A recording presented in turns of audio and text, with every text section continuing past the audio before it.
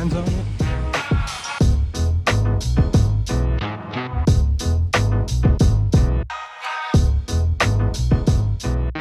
What you are seeing on your screen right now is a 1989 Jeep Wrangler 4x4 with a 2.5 4-cylinder in it, manual transmission. It's been sitting for about 12 to 13 years underneath a tree because the guy who previously owned it parked it. He wanted to do a 350 swap. It's been sitting in that same exact place since 2014 until some man decided he wanted to bring this thing out from that field, out from underneath that tree, and bring it to little old me to get it cleaned up and running.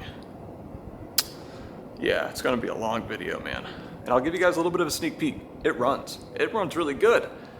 But we came across a catastrophic discovery that kind of just put a damper on everything. Let's get started. So when I tell you guys, I have no idea about anything with this Jeep. Well, I have no idea about anything with this Jeep. Really, it was just told yesterday to me that I need to look at this thing, and then somehow or another it just ended up getting dropped off today. So, yeah, we go. Oh my God, there's a wasp.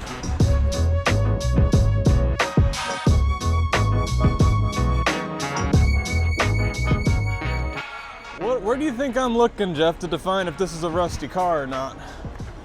I'm looking at the frame. And if my foot can't go through it, this thing's golden. That's the most important part of it. Yeah. Hey, there you go. Yep, 2.5. It's such a tiny little motor. Okay, this all that fan shroud for such a tiny thing. Holy shit! Look how big that fan shroud is. Okay, Caleb. Oh. He said no rust. I wasn't even gonna try to press the brakes in. Not.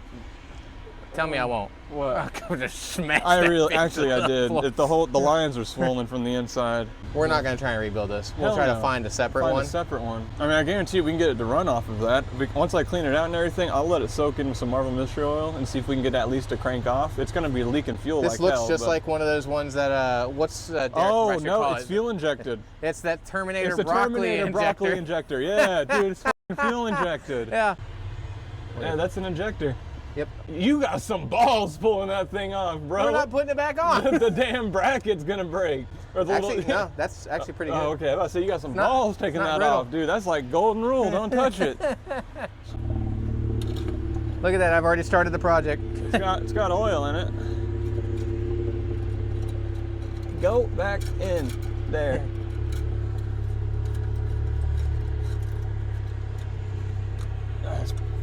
I've never worked on one of these, so this will be a first. Neither have I, but I've heard that the 4-cylinders are much easier to work with. Well, my fat ass could crawl in this engine bay. Did he tell you how long it has not ran for? Yeah. Since 2013. 14 years something like that, yeah. is what he told me. My worry is that since the previous owner wanted to do a 350 swap in this and parked it to do so. I'm also wondering if from what he was telling me, it ran when it parked. You know how many times I've fucking heard that? And it apparently ran good. Which, that wouldn't surprise me anyway, because people just 350 swap these for the hell of it anyway. They were like, oh, there's brake fluid in it. well, that doesn't make me feel good either. It's swollen. There's pressure on the brake pedal, but not the kind you want. What do you mean? Push it? It's solid? seized up, yeah. Ooh. Well, let's just try bleeding the brakes. I bet that'll help it. All this got to come off. Move all this. Oh, that works. It's good.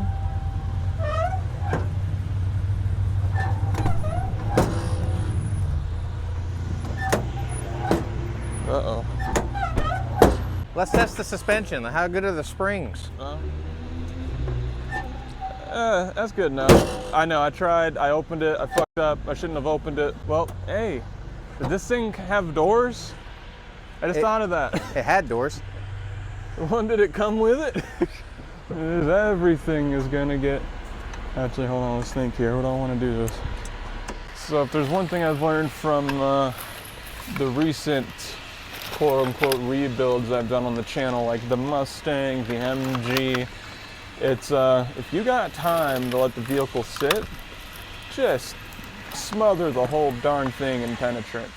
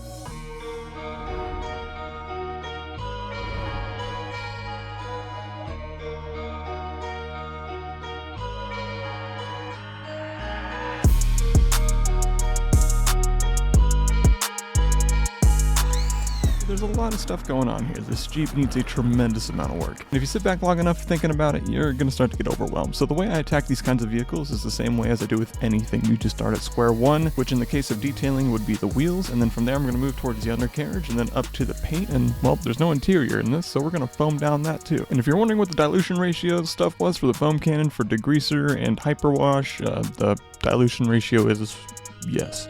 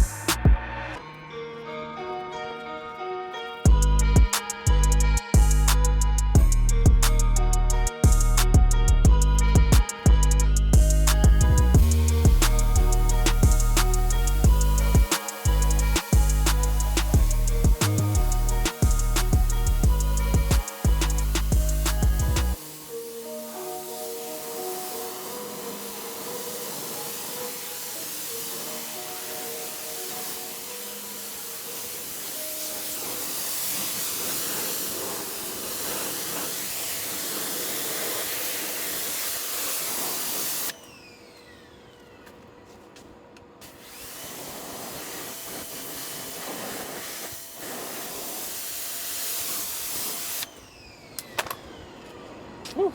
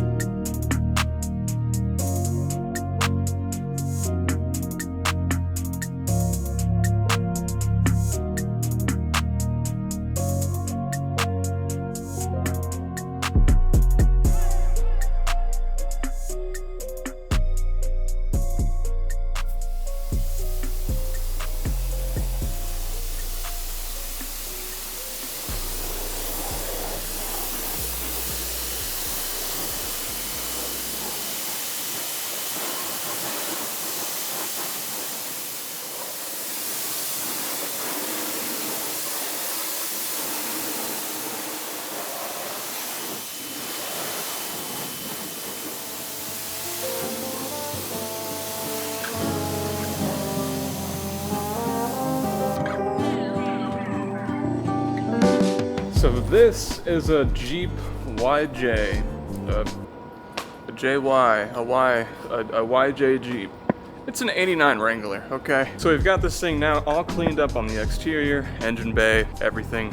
I'm gonna go ahead and park this thing inside, which by park it, I mean struggle very hard and push it in all by myself. And then tomorrow, we'll dive in deeper and explain to you guys exactly what is going on with this. So I will see you all in the morning.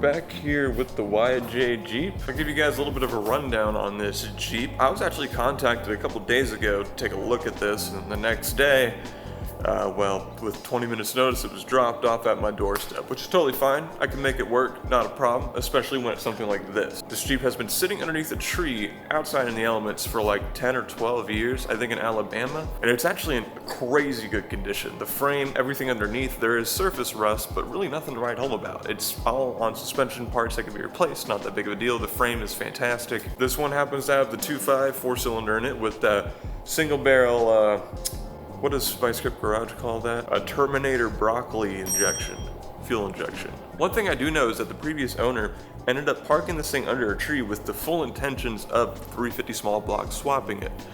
Could that be a sign that the engine is toast?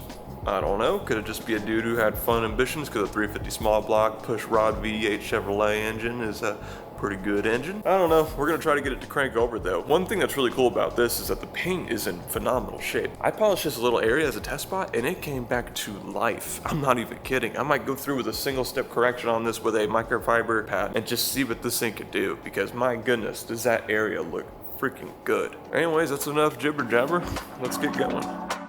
I want to go ahead and start with cleaning up the dash, steering wheel, the cluster, all that stuff. Yes, I understand. It is completely rotted and it is in need of being replaced. But one thing's for sure, whenever I step into vehicles like this, there's always a chance that the owner is going to either A, continue the project and keep it going because they genuinely love it, or B, immediately find a way to get rid of it. And my job here is to clean it up and make sure it runs, just in case there is a chance that the owner wants to put it up for sale. It's still going to be more appealing that the dash and the steering wheel and cluster is all cleaned up, even though it is kind of rotted.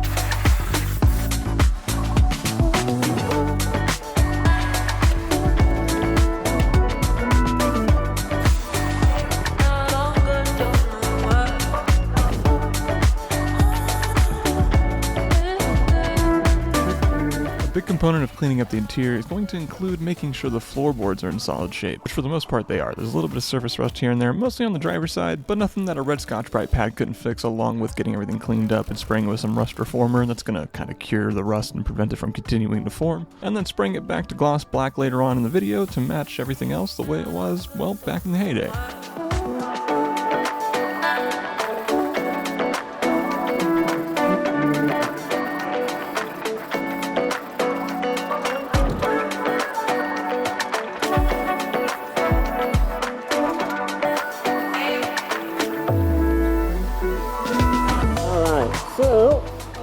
Went through and got everything sanded down as best I could, used a wire brush, all that to get rid of the surface rust on the floorboard of the Jeep, and then cleaned it all up, used a red Scotch-Brite to kind of smoothen everything out, then used some rust reformer to get those floors nice and protected from rust. Just an easy, quick way to do things and make an interior look nice, very simply, easily, cheaply. And then we'll go back over top with gloss black paint that matches what's on the outside as well later on once it's dried up. Like I say, it turned out really good. I mean, after we got everything out of the Jeep, things just kind of started rolling along. It felt really good because it seemed like a lot of work at first, and it is, but not as bad as I thought it was going to be.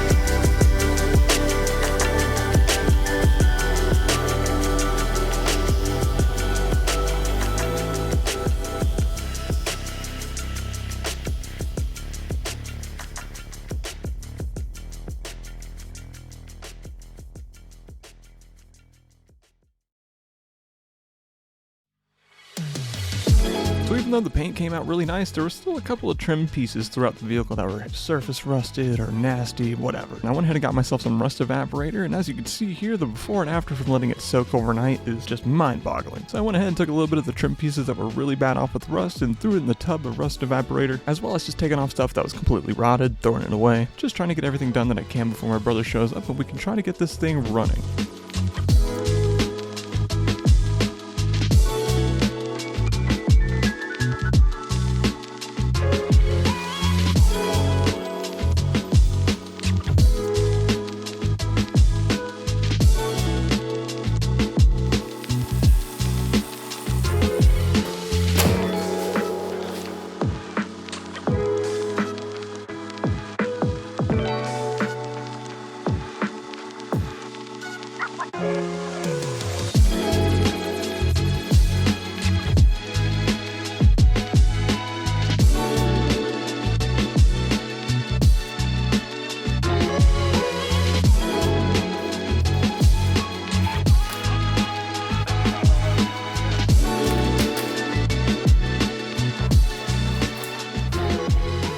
Alright, time warp into the next day. Yesterday, didn't really get a whole lot of time with this because a bunch of work stuff, but we did end up putting a new ignition switch in it, so now we have a set of keys for it.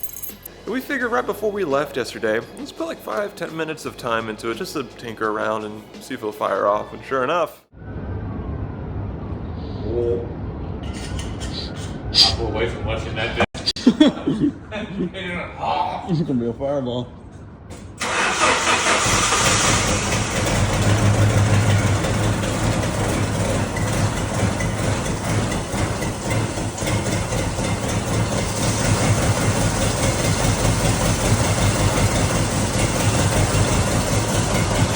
Didn't do that before. Not just that, but we looked in the rear. It's a plastic fuel tank, which helps out a tremendous amount. It's not gonna be some nasty, rusted, contaminated fuel tank, but there's also an electric fuel pump back there from Summit Racing, which helps out a ton. And it seems that the only thing that is not allowing fuel to progress to the carburetor is the fuel injector itself. So I have the fuel injector on order, as well as a bunch of little odds and bits and ends and pieces, so that way we can get this thing running and driving by just turning the key and going. Transmission, the slave cylinder, and all, well, we're not gonna worry about that yet. We're just gonna have fun turning it on, turning it off, and making sure it fires off first. In the business, we call this foreshadowing. I mean, I can back it off. What happened? Do it again. Something's not right. Maybe I need to back it off a little bit. Well, in other news, the hood is done. Came out pretty nice.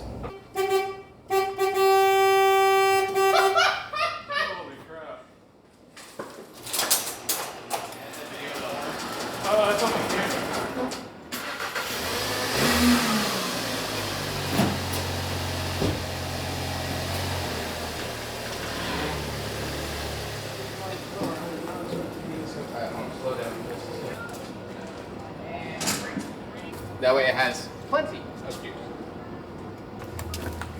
Heck yeah. Yeah. That works. Nice.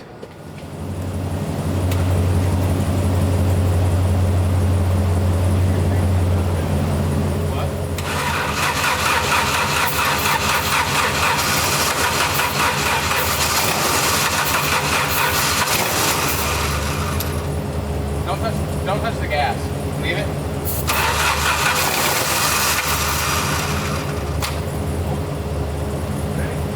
Do that again.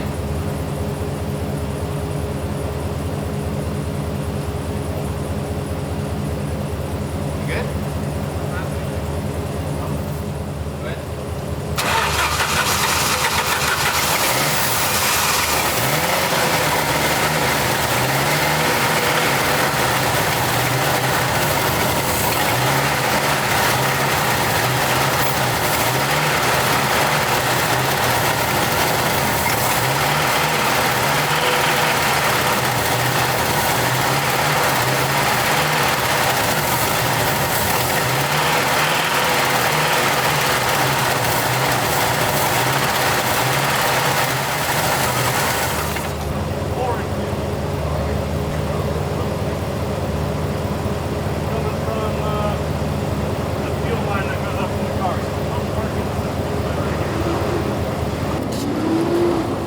Found why It's coming from the fuel filter.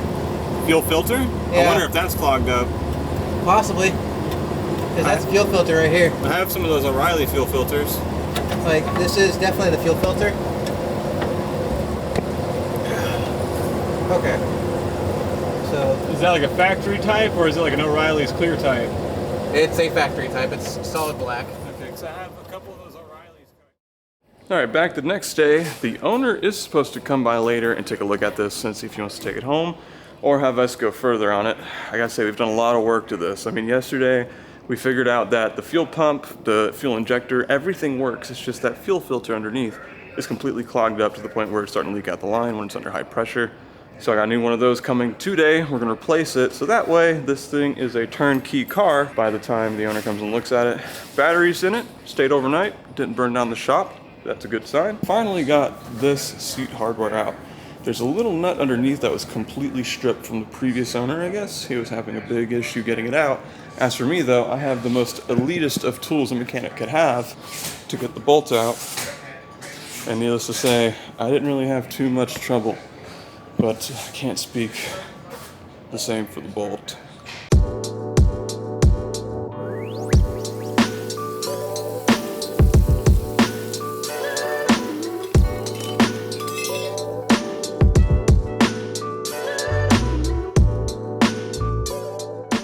Plot twist, owner did not come and look at the Jeep. So now we're on to the next day, where he plans on coming to look at the Jeep today, but we ran into a couple of other issues as to why maybe this thing won't hold an idle on its own. We did get the fuel injection working, went through, put a 9-volt battery on the little broccoli injector looking thingy, Terminator, whatever, and it clicks, shoves fuel out, everything's good. Fuel pump is pumping all the way through, we replaced that fuel filter, everything is working in the fuel system. So we decided to look at the spark plugs, and porcelainator down. That one is cracked. Those seem to be fine, but that one for sure is just done for. So it's currently 9 a.m. I've had these little spark plugs and their threads soaking in penetrant oil overnight. I'm gonna go through and pull all these out, take a good look at them. Got new sparkulators on the way in about an hour or so. And then brother's gonna be coming later with a new ignition coil. Make sure just the entire ignition system's good to go. I'm also going to be pulling off the idler air controller, or idler control valve. So let's get started by pulling out these spark plugs, just taking a good look at the entire ignition system. Just wanna make sure everything in this engine is healthy.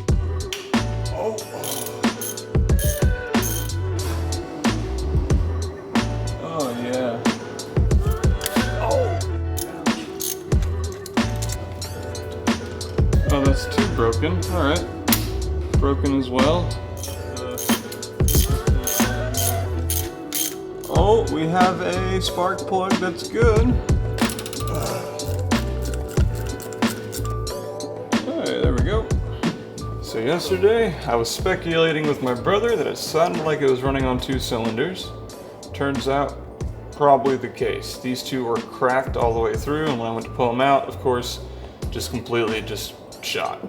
And then this one, out of left field, is an auto light, and it looks like this one was in here longer than these, because this is completely discolored from heat exchange. These are actually not too terrible. I mean, these could be cleaned up.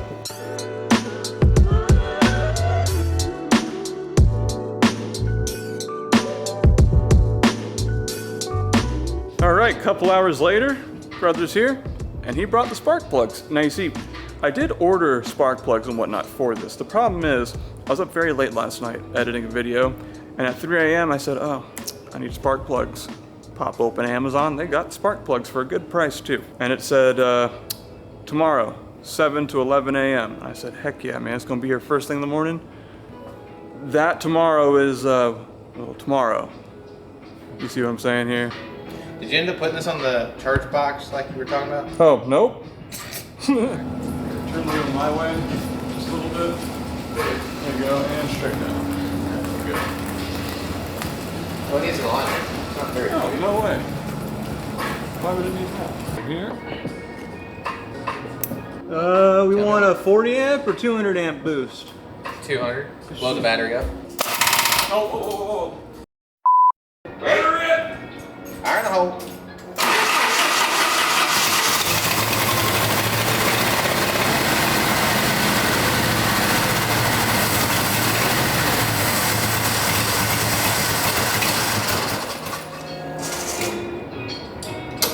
Spraying fuel? I can't tell anymore.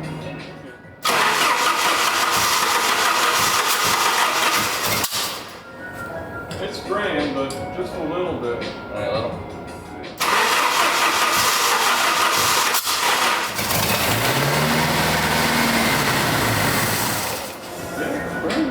It's not happy though. Not happy, no. Sounds like it's like out of time. Alright, so it probably is. That's why it's having a hard time starting too. So we've been tinkering with this thing for probably an hour or two, trying to figure out why it won't start. It really wants to, man, but it feels like we're missing one small little thing. We've gone through and seen if it's spark, if it's timing, if it's fuel, everything checks out. So we're thinking it's something dumb, right? Maybe wiring, electrical, something's just not clicking all the way. And then I've done some research as well, as my brother called, a good friend of ours, and everything pointed towards the idler air control valve. So we went ahead and took that off, took it apart, And why, yes, it is very nasty, very corroded. We're cleaning it up, and it's all coming out pretty darn well. We just, I hope we know how to put it back together. Because yes, we can get a new one. There's one at O'Reilly's right now, but it's like $110. And if we can clean this and put it back together, it's well worth the savings.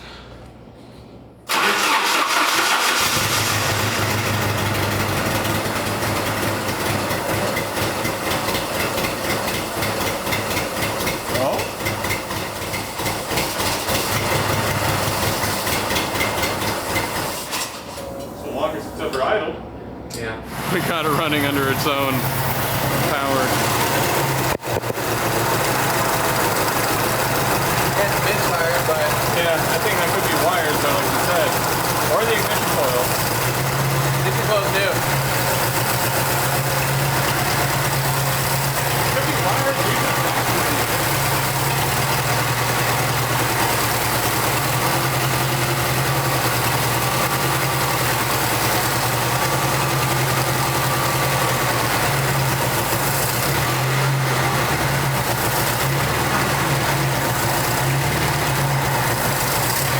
You're hearing that?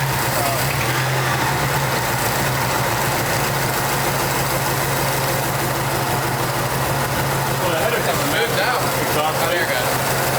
Oh, now it's idling higher. No. Holy crap. It's running under its own fuel, its own injection, Yeah, its own everything. That literally, the only thing I want to try is I want to try the key again.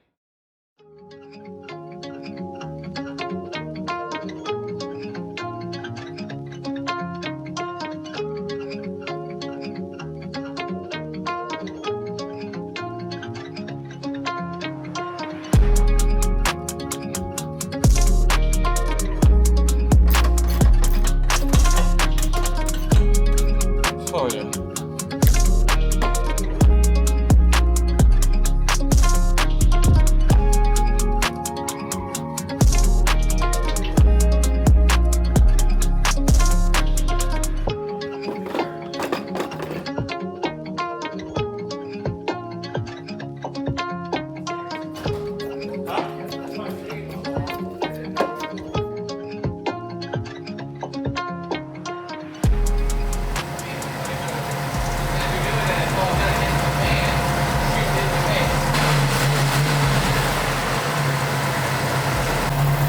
We're gonna see if it goes under there. What's under my ass?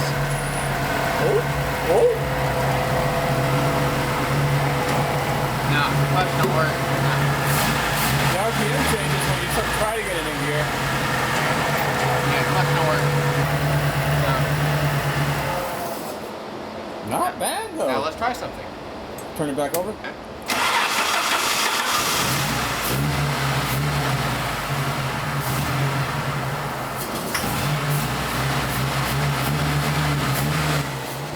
Let's go to the store. We'll get oil for it. Get a new filter. We'll get plugs, or not plugs, but plug wires.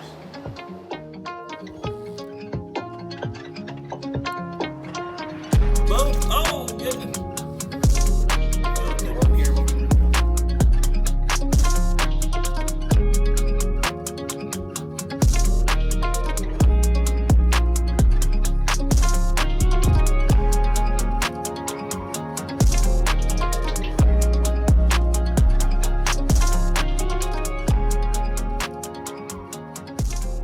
For the last few days, we've been trying to get this thing to run clean. We've sorted through everything, and now it does run clean. It's a turnkey vehicle. We can hop in it, get it started up, and it idles just fine. But there is a very tragic thing that has been discovered. Everything's just going really well. We've gone through this thing, it's back to life. It runs amazing, it makes oil pressure.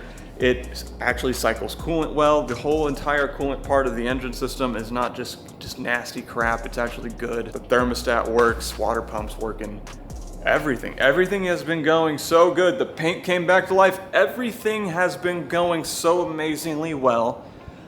But as with everything that is going too good, there's something that just comes along to ruin everything. Well, I decided to crawl under here, and as you can see, that's part of the trans. you could definitely replace this, but I think that's a little bit skewed on the idea of functionality. So, no.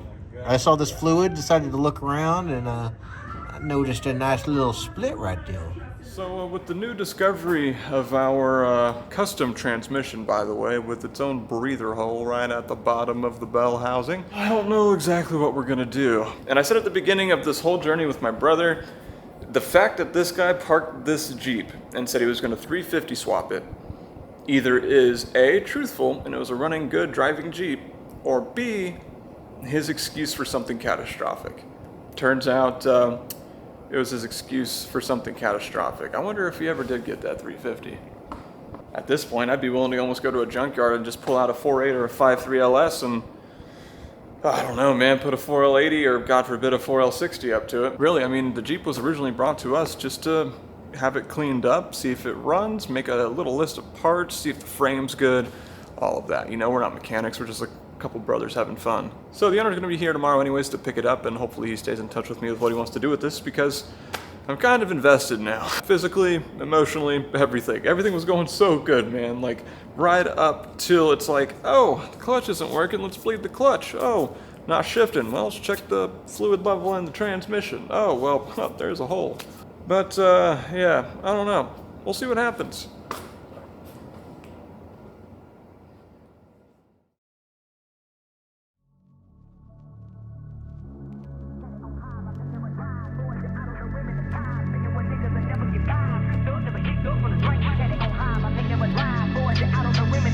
Niggas will never get by. Take up where I left off on the night.